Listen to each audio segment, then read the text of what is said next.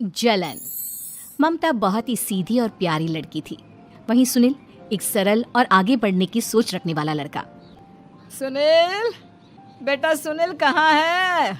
अरे जरा एक गिलास पानी तो दे दो। हाँ माँ, अभी आया। क्या माँ, पानी तेरे सर के पास ही तो रखा है, क्या हो गया है? तबीयत खराब है क्या? अरे नहीं नहीं, वो उठने का मन ही नहीं कर रहा था, तो देखा ही नहीं। वैसे क्या कर रहा है? यहाँ बैठना मेरे पास। माँ पढ़ रहा था। वो क्या ना, नौकरी में तो वक्त नहीं मिलता, अब ऑफिस से घर आकर ही तो वक्त मिलता है। अच्छा अच्छा ठीक है, पढ़ ले जा बेटा। सुनील पढ़ लिख कर और आगे बढ़ना चाहता था, लेकिन माँ की तबीयत खराब देखकर सोचता है कि शादी ही कर ले।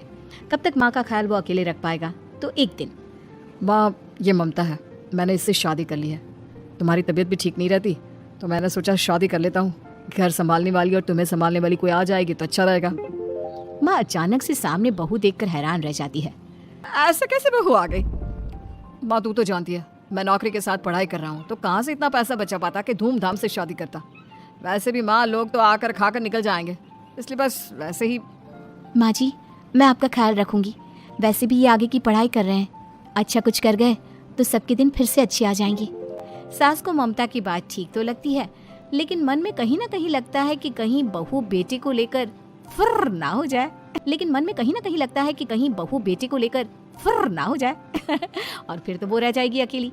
बेटा देख, मेरा जो कुछ भी है वो सुनील ही है, और सुनील का भी अब इस दुनिया में मैं ही हूँ और कोई नहीं। क्या सुनील? बिल्कुल माँ, लेकिन आज से ममता भी मेरे जीवन का अहम हिस्सा है, जैसे तू है। सास को बड़ा बुरा लगता है कि उसकी सल्तनत में कोई और हिस्सेदार कैसे हो सकता है। कैसे कोई और उसके 30 साल के बेटे की जिंदगी में अचानक से आकर बराबर का हिस्सेदार बन सकता है। देख बहू, मैं भले थोड़ा बीमार रहती हूँ, लेकिन इसका मतलब यह नहीं कि घर की चीजों में मेरा कंट्रोल खत्म हो गया है। मैं आज भी इस घर की रानी हूँ, समझी? बेटा सोचता है कि ये माँ को अचानक से क्या हो गया। कल तक जो माँ कहती थी कि जिंदगी का कोई भरोसा नहीं, वो अचानक से जंग के मैदान की झांसी की रानी कैसे बन गई? माँ क्या हो गया है? सब ठीक है ना? अचानक कैसी बात कर रही हो? ममता का आज पहला दिन है, स्वागत करो उसका। आसपास की आंटियों को बुलाओ, नई दुल्हन की मुंह दिखाई करवाओ। खैर, सास होने का फर्ज निभाती है और बाद में एक सहेली के साथ बाहर निकल जाती है। क्यों नहीं बताया नहीं कि बेटे का ब्याह कर रही हो? अरे मुझे भी तभी पता चला, यूं अचानक सर पर लेकर आ गया। कहता है बहू है माँ तुम्हारी, अब इसको भी इतना ही मैं प्यार करता हूँ जितना तुझे करता हूँ। लो जी, ये क्या बात होगी? क्यों इतना प्यार करता है? अरे माँ का प्यार तो ज्यादा होता है। अब उसको तो कोई दूसरा पति मिल सकता है, लेकिन तुम ही बताओ, क्या माँ की ममता किसी और की हो सकती है? ना जी ना, बेटे को समझाओ ये बात। अरे क्या समझाऊं, मुझे तो खुद ही समझ में नहीं आ रहा कि क्या हो रहा है। जो बेटा कल तक माँ माँ करता था, अचानक से बीवी बीवी का राग आलाप रहा है। देखा, उसकी बीवी ना सुंदर और जवान है।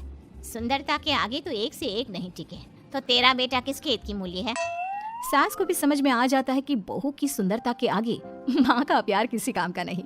उधर बीवी, ए जी, अम्मा जी सहेलियों को छोड़ने गई थी, अभी तक आई नहीं, हम देख आए क्या? अरे रहने दो ना, आ जाएंगी। कहाँ जाएगी, उनकी आदत है, एक बार जाती है तो पूरी पंचायत खत्म करके ही आती है। अच्छा ही है, खाना वाना खा कर गई होगी। छोड़ो ना, घूमेगी तो खाना पचेगा, नहीं तो ऐसे ही खाट पकड़ लेगी। बहू भी शांत हो जाती है। उधर सास सोचती है कि आज थोड़ा देर से ही घर जाती हूँ, जब बेटा परेशान होकर ढूंढेगा तब मजा आएगा। बीवी को खुद ही पता चल जाएगा कि माँ के आगे उसकी दाल नहीं गलेगी। लेकिन वहीं दूसरी ओर घर पर, ए जी, माँ जी अभी भी नहीं आई, हमको तो घबराहट हो रही है कि क्या करें, जाकर पता करें किसी के घर। अच्छा, कहाँ जाओगी ये भी बता दो। पहला दिन है तुम्हारा इस घर में और एक ही दिन में मोहल्ला छानोगी क्या? हाँ तो आप भी तो नहीं जा रहे हैं ना, हमको फिक्र हो रही है। अरे यार, ये रोज का है अम्मा का, खाओ और सो जाओ। बस फिर क्या था, बेटा बहू खाना खाते हैं और कमरे में सोने चले जाते हैं। उधर जब सास को कोई देखने नहीं आता तो वो हार कर घर आ जाती है, जहाँ वो देखती है कि सारे घर की लाइट्स बंद है। सास को गुस्सा आता है, बहू, ममता बहू कहाँ हो? लेकिन सारे दिन की थकी बहू को ऐसी नींद आती है जैसे किसी ने भांग की गोली खिला दी हो। वो तो नहीं उठती, उठकर आ जाता है बेटा। क्या बात है अम्मा, काहे चिल्ला रही हो? अरे सो जाओ ना, सुबह की थकी है बहू, वो सो रही है, जोर से बोलोगी तो नींद खुल जाएगी उसकी। माँ को गुस्सा आ जाता है। फिलहाल तो सो जाती है, लेकिन मन ही मन ढेर सारा जहर बहू के लिए भरा होता है। सुबह बहू चाय बना रही होती है कि सास धीरे से गैस तेज कर देती है, जिससे चाय का बर्तन जल जाता है। और जैसे ही बहू चाय का बर्तन उठाती है, उसका हाथ जल जाता है। का बर्तन उठाती है, उसका हाथ जल जाता है। मेरा हाथ जल गया। वो जोर जोर से चिल्लाकर इधर उधर भागती है कि सास थोड़ी देर में उसके हाथ में पानी डाल देती है। हाय हाय रे, कितना गंदा दाग, छी छी छी छी, मुझे तो उल्टी आ रही है तेरा गला हुआ मांस देखकर। तू ना मुझे अभी साथ से खाना मत लगाना। बहू भी खुद का हाथ देखती है तो उसे भी रोना आ जाता है। कुछ दिनों के बाद सास की सहेली आती है, बहू चाय बनाकर लाती है। उसके जाने के बाद सहेली कहती है, बहू की सुंदरता ऐसी है कि कोई भी दीवाना हो जाए। वैसे तेरे बेटे का क्या हाल है? अरे वैसा ही है, बहू के पीछे लट्टू। क्या करूं, कुछ समझ में नहीं आ रहा। मैंने तो बहू के चेहरे पर दिवाली के पटाखे की चक्री फेंक दी, उसका पूरा चेहरा जल गया। अब देखो ना रही सुंदरता, और ना ही अब मेरा बेटा उसे पूछता है। अरे अब तो वो उसे छोड़कर दूसरी भी देखने को बोल गया है मुझे। बहू सारी बात सुन रही होती है। आंटी एक बात बताइए, क्या भरोसा है कि दूसरी सही आए और आपके अनुसार रहे? देखिए आंटी, मेरी सासू माँ को गलत बात सिखाने की जरूरत नहीं है। हमारा परिवार साथ में खुशी से रह रहा है। देख बहू, मेरी सहेली की बेइज्जती ना कर, वही अच्छा रहेगा तेरे लिए, समझी? बहू नहीं मानती है। वो बार बार उनकी सहेली को घर से निकल जाने को कहती है। तभी सास की सहेली पास के चूल्हे से लकड़ी लाकर बहू के चेहरे पर लगा देती है। बहू जोर जोर से रोने लगती है। अरे ये क्या कर दिया? मैंने कहा किया, ये तो तूने किया।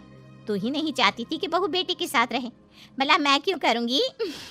मैं तो चली, निपटो अब। बहू रो रही होती है, दर्द से चिल्ला रही होती है, लेकिन सास उसे डॉक्टर के पास नहीं ले जाती। तभी पति आता है।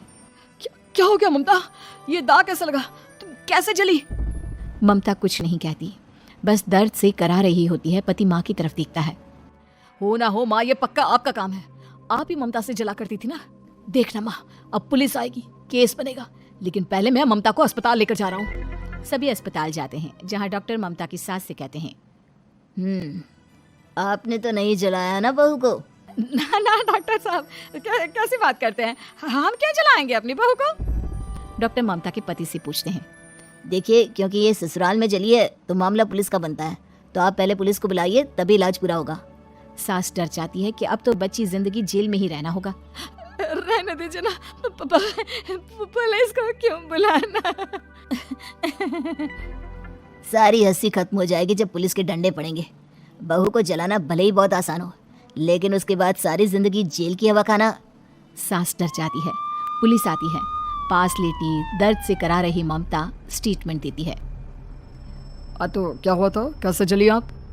ममता पास खड़ी सास को देखती है। बेटी बताओ, कैसे जल गई तुम? ओए काका किरण वाली शाहरुख, चुप, बिल्कुल चुप। सास चुप। सभी इंतजार करते हैं कि ममता क्या बोलेगी। जी मैं खाना बना रही थी, लकड़ी उड़कर मेरे ऊपर गिर गई और मैं जल गई। सास बहू की बात सुनकर रोने लगती है। हो सकता है वो अपना नहीं है, लेकिन अपना जरूरी है। देखा माँ, कितनी समझदार है ममता। ये चाहती तो, हाँ बेटा, ये चाहती तो मैं आज जेल में होती। मुझे माफ कर दे, मैं आगे से अभी कभी ऐसा नहीं करूंगी। बहू के साथ मिलकर रहूंगी, मुझे माफ कर दे।